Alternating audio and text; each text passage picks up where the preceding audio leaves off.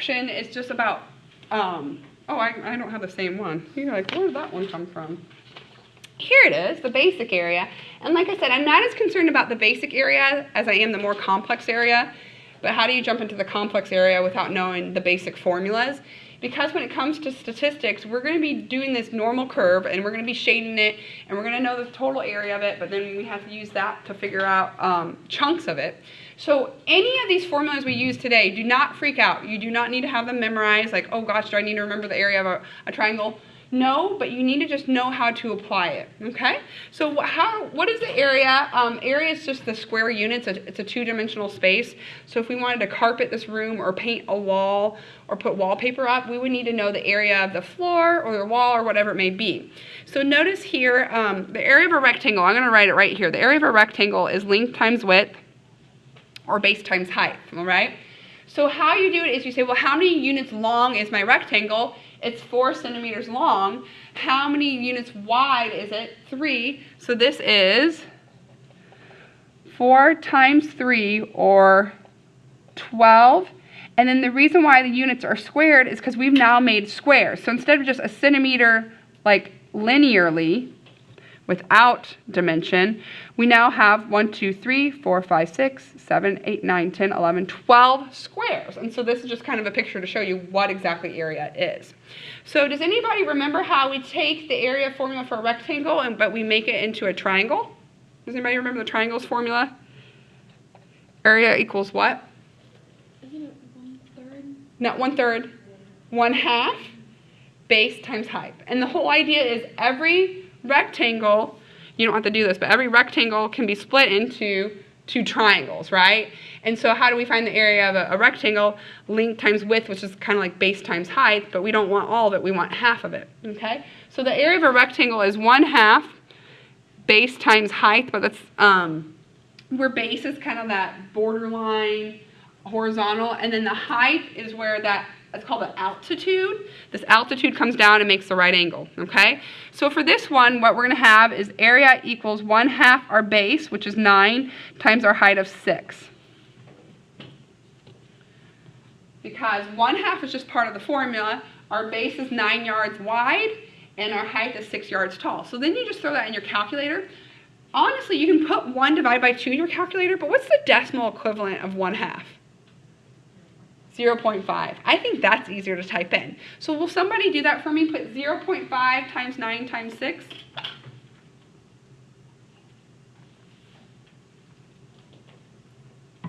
What do you guys get when you do that?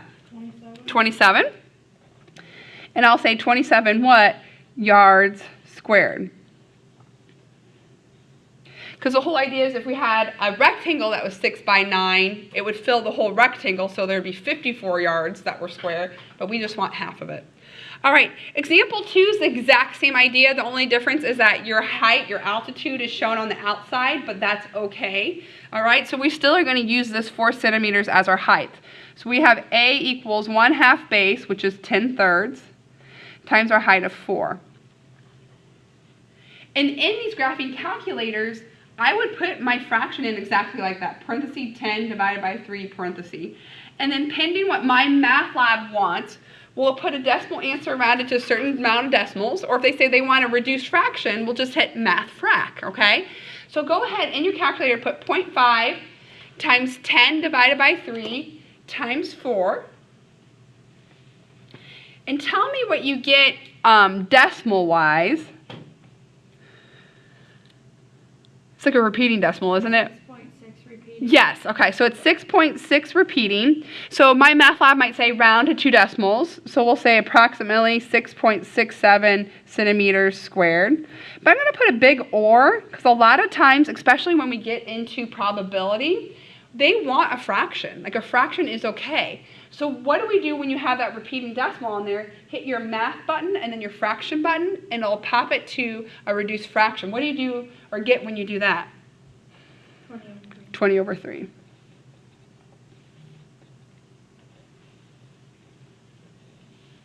Are you guys able to get that? That math fraction button is your best friend, especially when we get to chapter 5 in statistics. All right, so that is a triangle. Does anybody know what this next shape is when it looks like a rectangle but it's been like smushed? It is a parallelogram, right? When all two sets of parallel sides, you think there's a brand new formula? No. If I have a stack of papers and you know its area, but then I just make it spread out a little bit, have I changed the area? No. So the whole idea of a parallelogram, it's still kind of a length times width. They call it base times height, kind of like a triangle, but there's technically two triangles that fill that up, so there's not a 1/2 there. If you just remember your rectangular formula, length times width, it's the same thing. Okay, so what is your base? Technically this horizontal spread. What's your height? Again, it's where that right angle is. So this is just base of 7 times a height of 5. Or we don't even have to put that in our calculator, do we? 35 kilometers squared.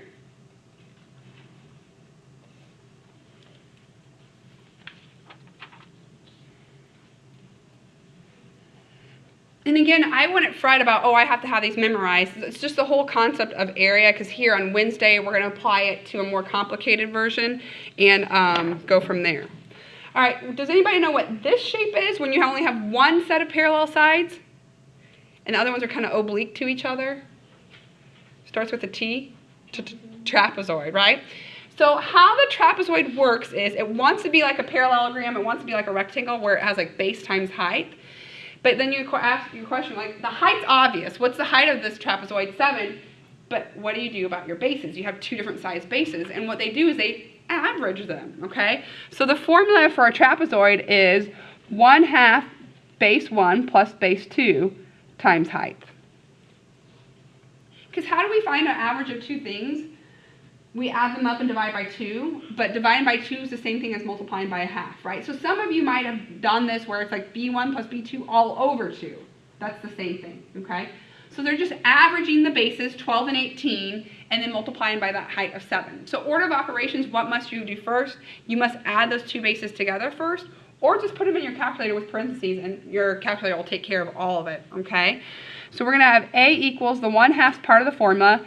Base 1's 12, base 2 is 18, times our height of 7. Okay? If you put it in your graphing calculator exactly like that, you will get the correct answer. If you're someone that likes to kind of do it by hand or do steps by hand first, make sure you do 12 plus 18 first to get 30, okay? And then 1/2 times 30 times 7 you can put in your calculator. But I say if we're going to use our calculator, just use it for all of it. What do you guys get when you throw that in your calculator? 105, and I'll say 105 what? Centimeters squared. And again, that whole idea is they're just going to average your base. If one's 18 and one's 12, halfway between the two is 15, okay? And that's what they're using for their base. Last one, I think this one, even though it's like the more complicated of all of them, is the one that we're pretty familiar with. The area of a circle is pi times r squared, where r is your radius. So kind of keep in mind, if r is your radius, they might give you a diameter, right? So realize to get your radius, you have to take your diameter and do what? Divide by 2. Okay, so kind of keep that in mind, because look at example 1. It gives you your radius. You can just throw r into your formula and go. But on example 2, it gives you your diameter. So you're going to have to divide by 2 first to get that radius from the center to the outside, and then use that r for your formula. Okay, so we're going to use A equals pi times r squared, and we're going to follow these rules, because I'm probably worse than you guys are when it's like, I think I know what I'm supposed to do. I'm going to jump in right and do it, but I'm not even reading the instructions. It says find the area of each circle below. Give both the exact answer and the approximate answer rounded to the nearest hundredth. For the approximate answer, use 3.14 for pi. The exact answer means leave pi as pi. Pi is a number that goes on forever. 3.1415926. People praise themselves for memorizing to the 100th and millionth decimal. So pi is a symbol of not rounding, okay? So when they say leave it as an exact answer, all they really want you to do is throw in your r and square it, and then put pi behind it, okay? So that's the exact answer. But if you told, like, say you're need a tarp for your round swimming pool, and you say, okay, I need to go to the store and I need 49 pi square feet, the people are like, I don't even know what that means, right? So what we do is we use 3.14 and we plug that into pi, and then we'll be able to get our feet, okay? So let's do our exact first, and then we'll do our approximate over here, guys. And the exact is the hardest part. It's where you plug it in and do the math, because your approximate just means, okay, now instead of pi, let's make pi 3.14, all right? So we're going to leave pi alone, and we're going to input our radius, which is 70, and we just got to make sure we square it. Okay? So what are they looking for their exact answer, guys? They just want you to put 70 squared in your calculator and get that numerical number and leave pi behind it. So what is 70 squared when you put it in your calculator? 4,900, right? Because you square the 7, you get 49. You square the 10s, you get 100. So 49 times 100 is 4,900. So this is what they're looking for, an exact answer. 4,900 pi inches squared. 4,900 pi inches squared. So again, say this was like a really, really large round table and you need a tablecloth, and so you're going to the store and you want to see what kind of area it can cover. It can cover 49 pi inches squared. You're like, what is that? I don't know. So all you do for your exact, guys, is use this, but instead of pi, you put 3.14. And since they're right next to each other, what are you doing? What operation is that? Multiplication. So we're just going to take our radius squared, 4,900, times 3.14. So the area is just going to be 4,900 times 3.14. Okay, so you just take this and put 3.14 in for pi. When you do that, I think you get an even number, don't you? No decimals? 15,386, does that look right? Inches squared. So again, if that was a big table, you could draw that many little square inches in there if you wanted to. To exact, just square your radius and let pi hang out. For your approximate, plug in the approximation of pi, 3.14. They might throw a different approximation. I don't know how many of you guys have been in here for like a Math 116 class or Math 112 class. Another approximation for pi is 22 over 7. So if you take 22 divided by 7 in your calculator, you'll get 3.14 something. So it's a little bit more exact than just 3.14, okay? So they might switch it up on you what they want you to use for pi. All right, so this is going to be the same idea. We're going to do our exact first. A equals pi times r squared, and then we'll do our approximate second. But do we have our radius to plug in for r? Can I just plug 12 in and go? No, I see Peyton shaking her head. No. What do I have to do to 12 to make sure I have just the radius? Divide it by 2, right? Since this goes all the way across, guys, that's my diameter. So my radius is going to be 12 divided by 2, or 6 meters, okay? So I want my radius. I just want from the center to the outside. That's 6, right?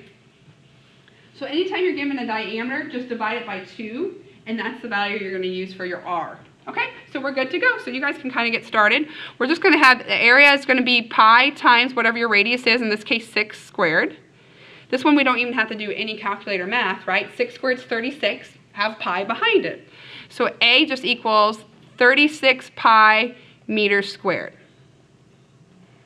But again, like if that was a really big pool or a pond, people wouldn't know what 36 pi squared meters were. And so what we're going to do for the approximate is just plug in either 3.14, 22 over 7, some kind of approximation in for pi, and multiply. So our area is just going to be 36 times 3.14, and round to the nearest hundredth means 2 decimal places. I don't know if we have to round. Does it just come out to 2 decimal places? Does that look right? 113.04. And then don't forget your units, meters squared.